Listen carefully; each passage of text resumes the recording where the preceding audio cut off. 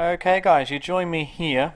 I think this video will probably go in a sets video as well as a full house video, okay, because we hit a set on the flop and a full house on the river. And this is how to play a set of sevens effectively, and then obviously, like I said, it just turns into a full house.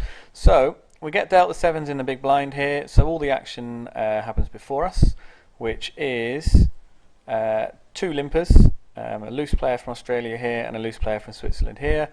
It's very early in the game. I could put in a little minimum raise, but ultimately there's not much point in doing that, because if I put in a minimum raise, they're both going to call that regardless, and so I might as well just check. So that's what I choose to do.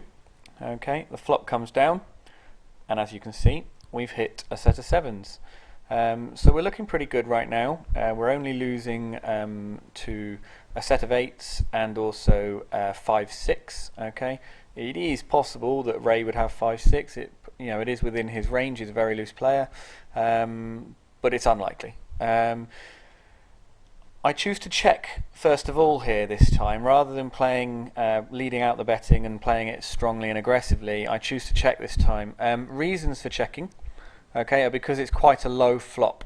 Okay, so any of these two players that has hands like King Queen, Ace King, Ace 10, anything like this, two overcards, okay, they may well fold if I put in a bet here, and obviously I've got a very nice hand, and I want to get maximum value from it, so I choose to check. I believe both other players check. They do.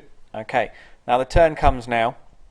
Alright, and this has got me a little bit more worried, because obviously now if any of them have a 5, we talked about 5-6 earlier, but if either of them has ace 5 perhaps, which could be very possible if they were playing ace 5 suited, or well, it didn't even have to be suited really. If they were just playing ace 5, then obviously they've beaten us now. As well as that, the 6 of hearts has given the opposition a flush draw. Okay, but I want to see where I am now. So I put in a 3/4 bet pot, 3/4 of the pot bet, sorry, which is 78 chips, and I've got two callers. So at the moment, I'm actually a little bit worried. It could well be that one of them has a 5, and that they're disguising their hand just by calling. It could well be that one of them has ace 8. It could be that one of them, it is very likely in fact, that one of them has a flush draw now. So I put in a 3/4 bet, that both gets called, and we go to the river, okay, which, if I take that back, completes a full house for me, obviously. So now I'm pretty much convinced I've got the best hand, because I didn't think anybody has a set of 8s on the flop. It also, as we discussed, there is now a completed straight there, and the heart completes a flush. Okay, now as described on the turn card, I was pretty sure that one of them at least had a 5 or the flush draw. Okay, so now there's no point in putting in a small bet here. I choose to bet the pot. Reasons for betting the pot, okay, are that obviously I have the nuts, but the reason really why I'm betting the pot and betting it aggressively is to disguise that I have the nuts. Okay, let me say an average player perhaps might put in a value bet here, okay, of half the pot, so maybe a bet of about 160, 170. Okay, however, because I've put my opponents on a 5 or on the hearts on a flush, okay, I could very much get paid off here. So if I put in a bet that actually looks a little bit like a bluff, okay, which is what betting the pot looks like, okay, I may induce a re-raise. So I bet the pot, okay, and obviously I really, really want these guys to either both call, or in an ideal situation, both go all in and I treble up.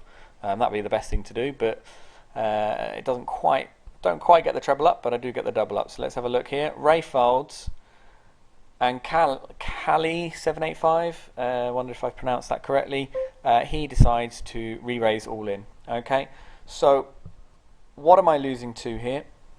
I am only losing to a straight flush, so it is possible in theory that he has 5 of hearts and 8 of hearts. or 3 of hearts, 5 of hearts, or a better full house with 8s or quad 4s. Okay, they are the only hands I'm losing to. You can rule out, or normally you'd be able to rule out 3-5 and 8-5, okay, because this player was not in the blinds, and excuse me, that's a congratulations message from another game.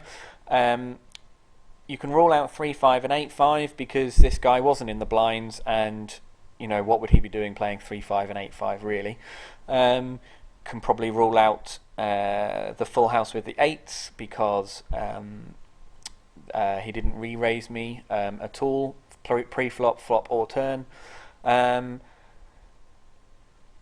It would be extremely unlikely that he would hit quad 4s, but in theory I suppose it is possible. In terms of his betting, it is possible he has quad 4s, but if you lose with a full house against quads, then you just have to hold your hands up and say, okay, fair enough, nice hand, and get on with the game. As it is though, I am 95% sure I have the winning hand here, and I make a simple call. So we call with the full house, and he shows the flush. So I was pretty sure he had the flush, and that's why I bet the pot on the river there. I really wanted to get paid, and that's how you get paid when you know that your opponent has made a really strong hand.